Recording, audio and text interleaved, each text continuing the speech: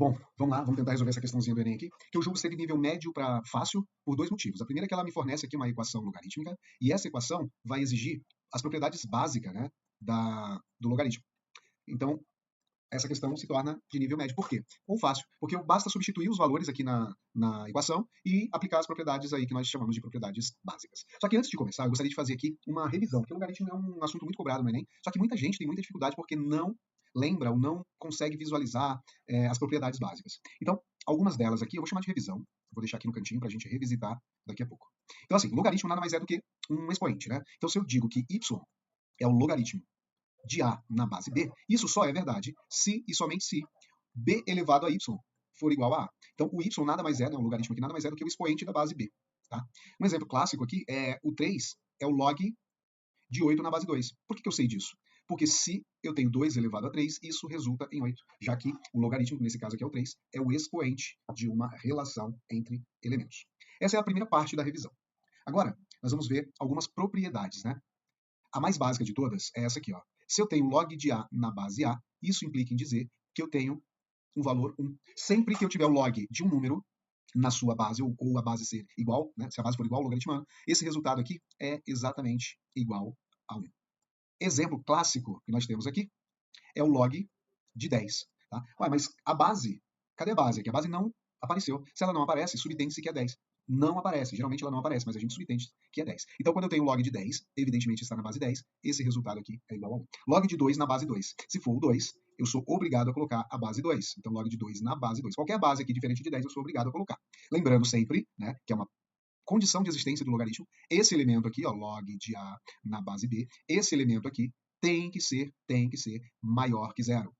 O A tem que ser sempre maior que zero e o B tem que ser sempre maior do que zero e diferente de 1. Tá? Por que o B tem que ser diferente de 1? Imagine que o B, aqui nesse caso, é a base. Se eu tenho um B igual a 1, quando eu trouxer aqui para a base e elevar o 1 a qualquer expoente, o resultado aqui sempre vai dar igual a 1. Então, por isso que o logaritmo, ou neste caso a base do logaritmo, tem que ser diferente de 1. Revisãozinha básica sobre o logaritmo. Uma outra coisa importante da gente explorar aqui, antes de começar a resolver essa questão, né, são as propriedades básicas, né? Aqui a condição de existência de logaritmo. Exemplo, se eu tenho log de A elevado a C na base B, isso implica em dizer, aqui nós aplicamos o que nós chamamos de lei do tombo, né? Vulgarmente chamado de lei do tombo no expoente. É como se esse expoente estivesse tombando e passando aqui para o lado, multiplicando o log. Então, se eu tenho log de A elevado a C na base B, eu posso afirmar que isso é a mesma coisa que C vezes o log de A na base B. Tá? Outra propriedade básica aqui, se eu tenho log de A vezes B, essa daqui é a que nós vamos utilizar nessa questão, fique muito atento, eu posso afirmar que o log de A somado ao log de C. Já que quando eu falo em logaritmo, eu penso logo em uma potência, né?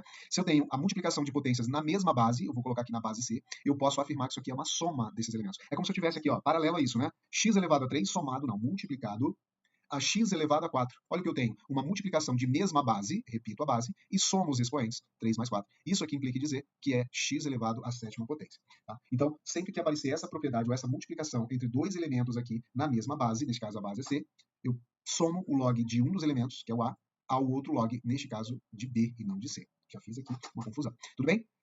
Do mesmo, ou análogo a isso, parecido com isso, eu tenho log de A sobre B. Se a multiplicação eu somo, na divisão eu subtraio o log de A pelo log de B. Tá? Essa aqui foi uma revisão que nós fizemos aí antes de começar a resolver esse problema ou essa questão do Enem. Então vamos lá. Vamos tentar agora utilizar esses conhecimentos e resolver essa questão. Bom, ele diz o seguinte, Enem 2019.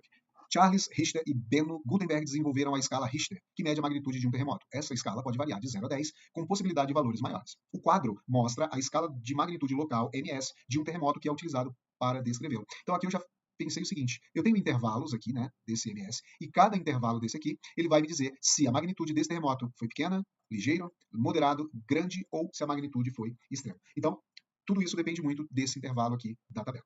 Para calcular a magnitude local, usa-se a fórmula ms igual a 3,30 mais o log de A vezes F, em que A, olha só, A é a amplitude máxima e F é a frequência da onda, é dada em Hz. Ocorreu um terremoto com amplitude máxima, olha só o que ele me disse aqui, ó, amplitude máxima de 2.000. Então eu posso afirmar que A é igual a 2.000 e frequência 0,2. E a frequência é igual a 0,2. Então ele me deu os dois valores, basta substituir aqui na nossa equação logarítmica.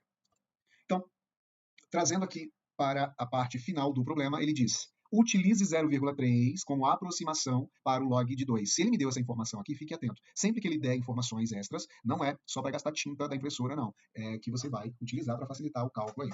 De acordo com os dados fornecidos, o terremoto ocorrido pode ser descrito como pequeno, ligeiro, moderado, grande ou extremo. Não sei.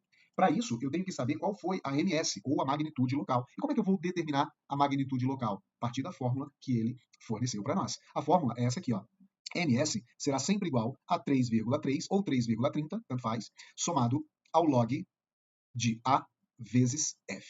Nós já temos os valores de A e F, portanto, basta substituir aqui na fórmula dada, 3,30 somada ao log de A, que é 2000, vezes o log de F, que é 0, quer dizer, log de F não, vezes F, que é 0,2. E aí, tem algumas formas de resolver isso aqui. Há quem prefira multiplicar o 2000 vezes 0,2 e reduzir esses dois elementos a um só.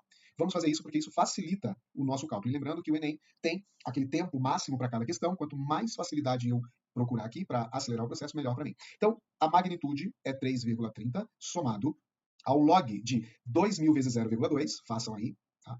2000 vezes 0,2 seria igual a 400. 2 vezes 0, 0, 2 vezes 0, 0, 2 vezes 0, 0, 2 vezes 2, 4. Vai andar uma casa aqui no resultado, andei essa casa, sobrou 400. Então, isso aqui é o mesmo que log de 400. Até aqui, tranquilo. O problema é que ele não me forneceu o log de 400, ele me forneceu o log de 2. Então, eu tenho que buscar uma alternativa para chegar no log de 2. E como é que eu faço isso? Eu vou utilizar aqui, ó, na matemática a gente chama de malícia, maldade, né? Esse 400, ele pode ser escrito de várias formas, várias. E a que eu vou escolher aqui, eu vou chamar esse 400 de 4 vezes 100. Tá? Por um motivo muito óbvio. Eu estou buscando o log de 2. Tá? Então, o log de 400 fica mais fácil de chegar no log de 2 se eu tiver 4 vezes 100. Bom, pela revisão, nós já vimos, isso aqui tudo eu repito, eu não estou usando nada ainda, vou só repetir.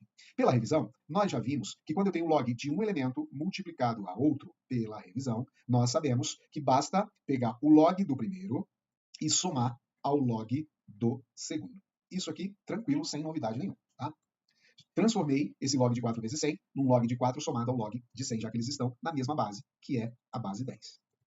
Agora, eu vou utilizar mais uma vez um pouquinho da maldade, da malícia, para transformar esse 4 em um elemento voltado para o 2. Então, isso aqui nada mais é do que o log de 2 ao quadrado somado, vou transformar esse 100 também aqui, ó, em log de 10 ao quadrado. Tá? Sempre que você tiver essas possibilidades, faça para facilitar a sua vida. Aparentemente, aqui eu não resolvi nada ainda, porque eu não sei o log de 2 ao quadrado e nem o log de 10 ao quadrado. Só que nós fizemos uma revisão. Olha só, vou até trocar a cor da caneta. Essa parte aqui diz o seguinte: sempre que eu tiver o log de A elevado a C na base B, esse C pode sofrer um tombo e passar para o lado, né, do log multiplicando. Isso aqui nós vimos na revisão. Então, olha só o que eu tenho aqui, ó, tá? Que MS é igual a 3,30 somado.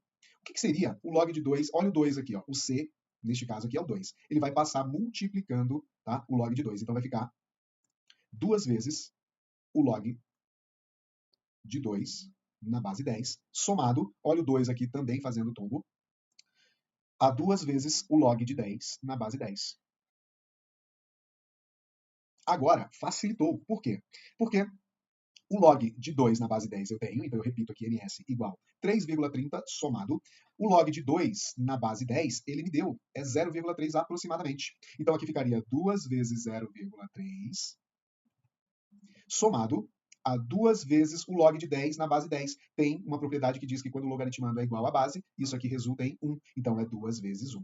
Olha como eu eliminei os logs da minha expressão e agora basta resolver uma expressão numérica direta, né? 3,30 somada 2 vezes 0,3 é 0,6, somado 2 vezes 1, 2. Portanto, a magnitude local vai ser 3,30 mais 0,6 dá 3,9, mais 2 inteiros dá 5,9. Pronto, encontramos a magnitude deste terremoto. É 5,9. Agora sim, nós vamos, né, direto lá na nossa tabela e verificar 5,9, ó. Quando a magnitude, tá aqui, ó, é menor ou igual a 5,9, neste caso aqui ele é igual, então aqui é maior, menor ou igual, a magnitude do terremoto é moderada. Portanto, a resposta para essa questão é a letra C, moderada. Tranquilo? Então, como eu falei, ela é trabalhosa, mas é uma questão de nível médio para fácil, porque se você tiver todas essas propriedades aqui, né, bem explícita aí nas suas revisões, você vai conseguir, com certeza, chegar a essas conclusões que nós chegamos aqui, fazendo todo esse processo